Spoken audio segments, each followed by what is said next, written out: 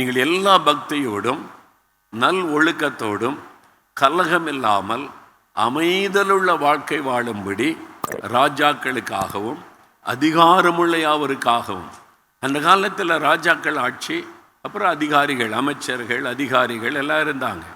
இப்போ பிரதம மந்திரி, சில தேசத்தில் ஜனாதிபதி, அப்புறம் மத்திய அமைச்சர்கள், எம்பிக்கள், சட்டத்தை ஏற்றுகிறவர்கள், அப்புறம் முதலமைச்சர், அமைச்சர்கள், எம்எல்ஏக்கள், அதிகாரிகள், அப்புறம் அரசாங்க அதிகாரிகள், எல்லாத்துக்கும் அதிகாரி. கல்வித்துறை அதிகாரி இருக்கிறாங்க, விவசாயத்துறை அதிகாரிகள் இருக்கிறாங்க, வருவாய்த்துறை அதிகாரிகள் இருக்கிறாங்க, எல்லா அதிகாரிகள், ஐஏஎஸ் ஐபிஎஸ் அதிகாரிகள் இருக்கிறாங்க.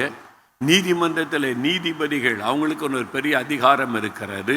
தாசில்தாருக்கு ஒரு அதிகாரம், கலெக்டருக்கு ஒரு அதிகாரம், ஆர்ஐக்கு ஒரு அதிகாரம். எல்லாரும் அதிகாரம் பெற்றவங்க எவ்வளோ பேர். அவங்க தான் நம்மளை நாட்டில் மக்களை கண்காணித்து எல்லா காரியத்தை செய்கிறவர்கள். வசனம் சொல்லுது, அவங்களுக்காக ஜெபம் பண்ணுங்க. இது சரியில்லை, அது சரியில்லை, அவங்க சரியில்லை, இவங்க சரியில்லைன்னு பேசுகிறோமே, அவங்களுக்காக ஜெபியுங்கள் என்று ஆண்டவர் எழுதி கொடுத்திருக்கிறாரு. நம்ம ஜெபிச்சிருக்கிறோமா?